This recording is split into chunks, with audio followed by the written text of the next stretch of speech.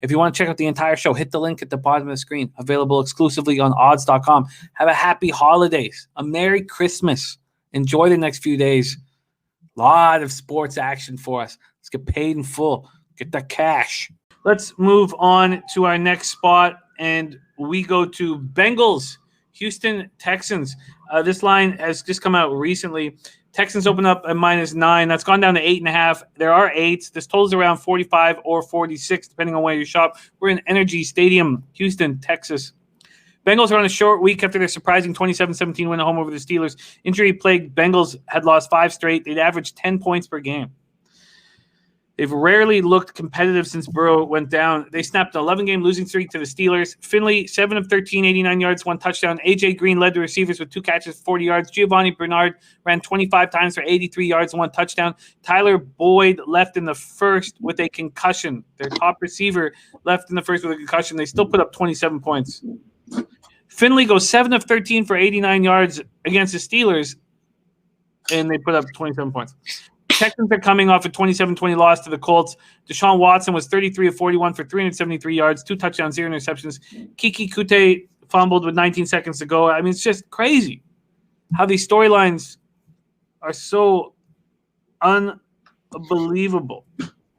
Unbelievable that this would happen again. Almost the exact same way.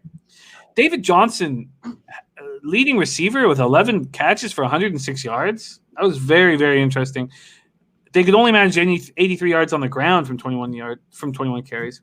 They started the day without Duke Johnson and C.J. Prosise because of injuries. They lose right tackle Titus Howard to a concussion, and the Titus Howard stayed in Indianapolis hospital for precautionary reasons. There you go, Bengals Texans. I thought that obviously I didn't think I was going to win the Survivor Pool last week. I was going to be taking the Texans this week in the Survivor Pool. What do you think of this spot, Bebsy? Take it away. I don't know. I think this is 2 garbage teams. One coming off a garbage win against a franchise that is currently falling apart. So I can't put any stock in them. And also, like, for reasons we've mentioned several times, I can't put any stock in Houston. I don't have any interest in this. I mean, Viper hit the nail on the head. Houston -8 seems easy, but Watson has no wide receivers.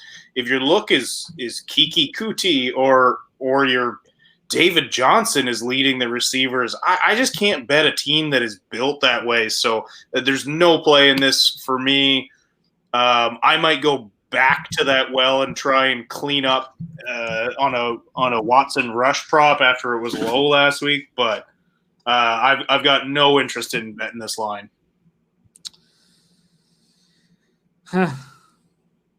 Yeah, it is tricky. Birdie, my man, thank you so much for joining us. Cards -4, Rams +2.5, Packers under 46, Cards over 50 is his spots. Love it, Birdie. Dan Kelly says, since these D did look pretty good, maybe Houston team total under. Did the Bengals D look good, or did Ben Roethlisberger look bad? Also, Juju Smith-Schuster's got to stop dancing on people's logos. It is fucking them up. It is. Well, I don't understand why. Why do you want to give the opposition anything more? Also, look, when T.O. did that on the Star, T.O. was dominant then. Juju Smith-Schuster's just good. Yeah. You can't be that big of a prick if you're just good. You have to earn being that big of a douchebag, and Juju Smith-Schuster just looks like an idiot right now. That's all. I agree. I absolutely agree. I think it's well put. Well, we just made no move on the Bengals-Texans game. Miles Johnson jumping in. Thank you for joining us. Best bet so far. I can tell you what, we're just going down the rotation numbers, so we've just gone through Friday and Saturday, but Bebsy's only made one move here, and that is the Dolphins -2.5 and -115 at BetMGM. I think I am going to add that Cleveland game. I've had enough time to think about it. I think the Jets ease up now that they've won. Well, let's get that for you. We can get you the Bengals. The Browns minus 9.5 and minus 110 at FanDuel. Let's do it. And I'm on the under in that game. I can't believe I'm betting the Browns. Okay, let's roll. I had like 24 bets last week. I don't know what this. That's the most I've ever seen you in my entire life. Yeah, I got a little out of hand last week. I don't think there's anything wrong with it. Hey, dude, you're hitting it 56%. The thing is that what I've got to do, I felt guilty because I was looking at your numbers and I was like, Jesus, look at all these minus 120s. We got to get you FanDuel props up. And I know those aren't the ones that you're betting. So you're actually giving out ones that you're betting at Bet365. So that adds to the legitimacy of it. But let's give you a better shot here at success by getting FanDuel's numbers up instead of Bet365. Okay, we move on to Colts Steelers. This is a very interesting game. 1 p.m. Eastern on Sunday. The Colts open up as 2.5-point dogs. Now they're 2-point favorites. I mean, this is crazy. This is just wildly interesting. That's a wild swing. I'm super jealous. I think it was Viper who got in it at Colts +2. But our guy in the chat, Rob Watkins, he's been saying this all year. He's been saying, look, the Steelers aren't that good. And well, no, look at early in the year, I was very bullish on betting the Steelers, and I hit a ton. But then I stopped betting them entirely. And the first time I had bet them, I think since like probably week 6 or 7, was this week. And I could not be more wrong about that. They got spanked by the Bengals. But it's just it's so easily explained. I mean, look at these studs they've lost. Now, I know their offense, we can't explain that, but well, they've lost studs on defense, and Ben looks tired. Ben looks like he can't play a full season anymore. Yeah, and Dan Kelly says maybe they're hoping to get a middle. It's a perfect opportunity to do that. Man, okay. Let's roll on. You know, when I think of that stuff, Dan, I just think, man, when I'm able – I mean, these shows bring me a lot of joy, and I'm very thankful for them and all that stuff. But if it's just gambling for a living and not having to – study so much just to be able to talk about each and every game and just only focus on taking advantage of situations. God, the hammering opening lines at the middle and waiting for that line to come out and destroying it with as much money as possible and then getting the middle at the end of the week is extremely enticing as a lifestyle. Heinz Field, Pittsburgh, Pennsylvania. Indianapolis Colts 10-4, 5-2 on the road at the Steelers, 11-3, 6-1 at home. 34 Fahrenheit, mostly cloudy, 7 miles per hour. Colts coming off 27-20 home win over the Texans.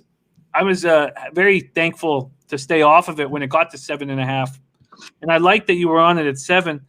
And then they barely – I mean, it takes a Darius Leonard forced fumble to – but, Bobby Okereke, Darius Leonard, these guys are studs. Colts have now won 3 straight. Tied with Tennessee, top the AFC South. Move a little closer to the Titans in division. And that's the second tiebreaker. Phillip Rivers, 22-28, 228 yards, 2 touchdowns, 0 interceptions. Jonathan Taylor ran 16 times for 83 yards. Zach Pascal caught 5 passes for 79 yards. And the Colts get Rigoberto Sanchez back 3 weeks after he underwent surgery to remove a cancerous tumor. These are the types of storylines that a team rides all the way to – I'm not going to, but to glory. Let's not talk Super Bowl or anything like that, but you need these sort of things going on in the locker room. You need these storylines. You need to look over and see a guy who, had the cancerous tumor removed, and then you understand. I also help, makes you think that, there's things bigger than sports, but it also does bring everybody together and make you fight a little harder. Marcus Johnson, there was one of their receivers left in the first half with an injured quad, did not return. Steelers coming off 3rd straight loss, most embarrassing of the season, 27-17 at lowly Cincinnati. Big Ben, 20-38, under 70 yards, 1 touchdown, 1 interception. He had 19 passing yards in the first half.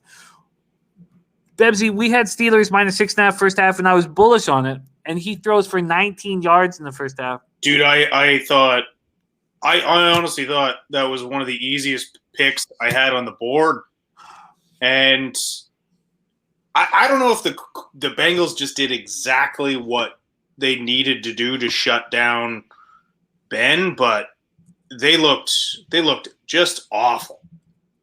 And it didn't help that Juju got blown up and turned over the ball on that play. But look, teams, Ben cannot throw the ball deep anymore. Ben looks his age. And all they need to do is shut down this short passing game. And who better to do that than this Colts team? So, I mean, I hate that. I mean, if I'm Viper sitting there with that 2.5, I'm loving it. But I still think there's tons of value in the Colts here. This is just one team that's imploding, and the other team is just getting stronger. Yeah, no, I mean, I don't think that win over the Texans was a good example of them getting stronger. But but that Texans team does play them tight, and you see them play much better against other teams outside of the division. And I don't know. I've got Colts first half -0.5 sitting here, and I want to jump on that. And I think this could be a double up spot. Very quickly, Joseph Browning says, "What do you think of the over 38 in the BYU game second half?" Joe, I'm not watching the game, so I can't give a fair appraisal. But I did bet BYU. Unfortunately, I also thought this total had gone too high, and I took the under too early. Went up to 80. But I just can't give you a fair. It's not. If I'm not watching it, I just can't trust just me throwing darts. Benny Snell ran 18 times for 84 yards. He's looking good. Deontay Johnson caught 8 passes for 59 yards. TJ Watt joined Hall of Famers Reggie Watt and Derek Thomas, only players to record at least 13 sacks, 3 of their first 4 seasons. That's impressive. His brother Derek Watt went in the locker room with a possible concussion. He's concussion protocol. Eric Ebron suffered a back injury in the second quarter, did not return.